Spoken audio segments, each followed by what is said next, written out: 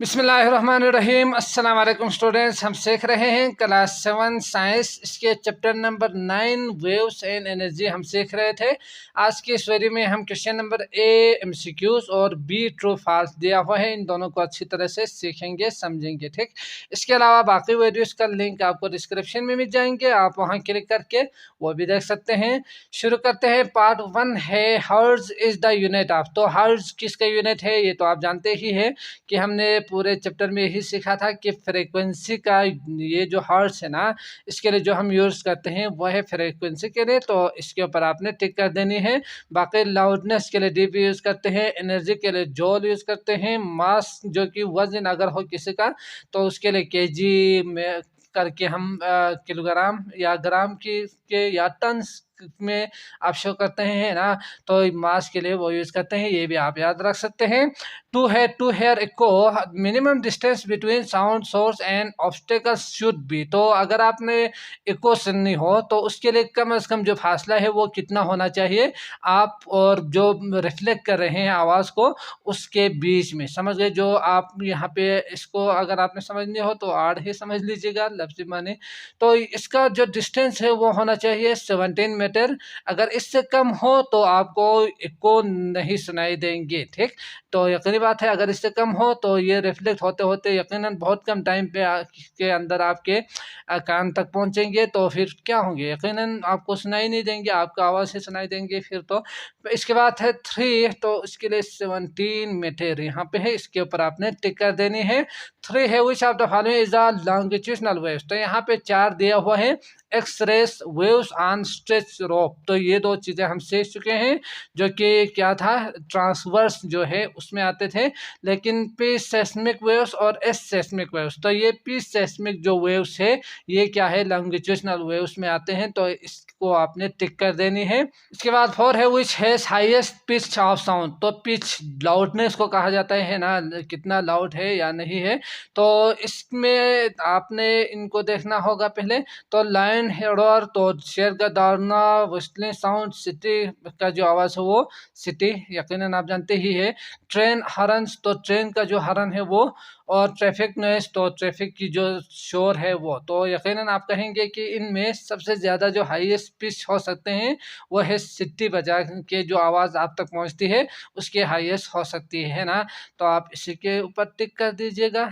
ठीक, इसके बाद 5 है if A wave has 3 crest and 3 trough. अगर 3 क्रेस्ट और 3 ट्रफ हो तो उस सूरत में उसका फ्रिक्वेंसी क्या होंगे, तो यकीनी बात है फ्रिक्वेंसी 1 ही होंगे। अगर 3 दोनों का सेम हो, 3 हो, तो इसका मतलब 1 हर्ट्ज होंगे उसका फ्रिक्वेंसी, समझ गए।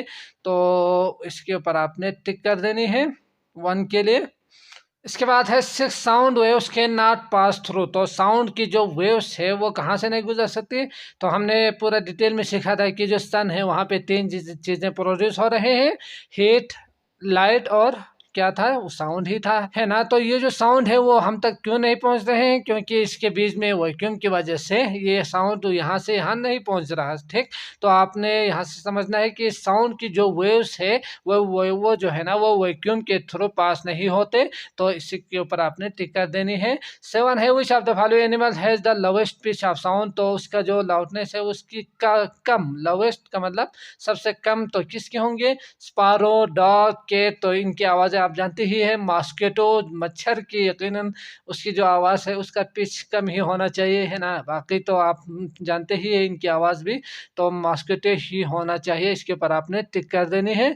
इसके बाद है 8 if frequency of sound is double but amplitude of this sound wave is kept constant. तो उसका एम्पलीट्यूड अगर सेम रहे तो यकीनन आप समझ सकते हैं कि अगर पहले ये होना एक हो तो उसका फ्रिक्वेंसी फर्ज करते हैं, और ये अगर डबल हो जाए फ्रिक्वेंसी तो कांस्टेंट का मतलब ये डबल होना फ्रिक्वेंसी, और ये जो डिस्टेंस है ये यहाँ से यहाँ वो सेम रहना, तो आप समझ सकते हैं कि उसका पिच भी ज़्यादा होंगे और उसका जो लाउड है ना वो भी ज़्यादा होंगे, समझ गए। तो यकीनन इसके लिए loudness and pitch both increase, तो पहला ही है, इसके ऊपर आपने टिक कर देनी है। तो ये डिक्रीज तो नहीं होंगे, इंक्रीज तो ये आप बाकी देख सकते हैं। 9 है which of the following is a longitudinal waves, तो लॉन्गिट्यूशनल वेव्स क्या होते हैं, ये हमने सीखा था कि जो पार्टिकल्स है ना वो एक दूसरे को क्या करते हैं, पुश कर देते हैं, प्रेशर डालते हैं या इसको आगे धकेलते हैं, ये सही समझ लीजिएगा। तो ये क्या होते हैं, आगे एनर्जी ट्रांसफर होती है, इस तरह से पैरेलली वो पुश करते हैं, समझ गए। अगर इस तरह से हो तो उसको ट्रांसवर्स कहा जाता है, या हमने सीखा डिटेल में। तो इस तरह की जो वेव्स है ना ये किस में बनते हैं, साउंड वेव्स में या वाटर वेव्स में ऑन सरफेस ऑफ ओशियन, या लाइट में, या स्ट्रिंग वेव्स में। तो स्ट्रिंग जो है वो जो स्ट्रिंग जो कि हमने सीखा था, जो बुक में दिया हुआ है आपके, तो उसको अगर हम इस तरह से धक्का देंगे तो उसका जो वेव्स है ना वो इस तरह से आगे पार्टिकल्स एक दूसरे को पुश करते करते एनर्जी ट्रांसफ़र करेंगे। तो यकीनन आपने इसके स्ट्रिंग के ऊपर टिक कर देनी है, ठीक। तो वाटर वेव्स हमने सीखा, साउंड वेव्स भी और लाइट वेव्स भी। इसके बाद लास्ट है आपके पास product of frequency and time period of waves. तो प्रोडक्ट मतलब ज़रब देना, ज़रब देंगे अगर आप फ्रीक्वेंसी को टाइम पीरियड से, तो आपके पास क्या रिजल्ट आएंगे, ठीक। तो इसको हमने डिटेल में सीखा था। तो ये दोनों मल्टीप्लाई करेंगे तो हमेशा आंसर 1 आएंगे। तो आपने 1 ए ही दिया हुआ है, इसके ऊपर आपने टिक कर देनी है, ठीक। इसके बाद है ट्रू एंड फॉल्स, तो इसको करते हैं। तो true and false, correct the statement if it is false, अगर गलत हो तो आपने सही कर देनी है, अगर ठीक हो तो आप ट्रू ही लिखेंगे, ठीक। पार्ट 1 है इन वेव्स, तो वेव्स में matter is also transport along with energy, तो एनर्जी के साथ मैटर भी ट्रांसपोर्ट करते हैं, एक जगह से दूसरी जगह जाते हैं। तो हमने सीखा था कि यही चीज़ तो है जो जिसे हम वेव्स कहेंगे, जिसमें एनर्जी ट्रांसफर होते हैं, लेकिन जो वेव्स है ना, जो पार्टिकल्स है वो एक जगह से दूसरी जगह ट्रांसफ़र नहीं होते, ठीक। तो इसके लिए आप यकीनी बात है फॉल्स है, तो आप यहाँ पे पहली चीज़ यहाँ पे फॉल्स लिखेंगे। इसके बाद यहाँ पे लिख सकते हैं in waves matter is also transport, तो यकीनन नॉट ट्रांसपोर्ट करके आप यहाँ पे लिख सकते हैं। तो आल्सो की बजाय आप नॉट लिख सकते हैं, बाकी आप लिख सकते हो in waves matter is not transport along with energy, ठीक।